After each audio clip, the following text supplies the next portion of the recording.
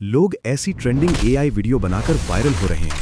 इसे कहते हैं बाइक ट्रांजिशन। और इसे बनाते कैसे हैं आइए मैं बताता हूँ, वो भी बहुत आसान तरीके से। सबसे पहले आपको हाथ में चाबी पकड़ के एक ऐसी फोटो लेनी होगी और दूसरी फोटो में सिर्फ बाइक रोड पे खड़ी होगी। अब आपको गूगल फ्लो ओपन करना है और यहाँ स्टार्ट फ्रेम में हाथ में चाबी वाली फोटो अपलोड करनी है और एंड फ्रेम में अपनी बाइक की फोटो। अब पेस्ट कर दो ये वाला प्रॉम्प्ट और यहाँ पे और जेनरेट पर क्लिक कर दो और बूम, आपकी बाइक का भी कुछ ऐसा वीडियो बन जाएगा। तो ये वीडियो अपने सारे दोस्तों को भी बताओ और शेयर करो। दोनों प्रॉम्प्ट नीचे डिस्क्रिप्शन में दिए हैं।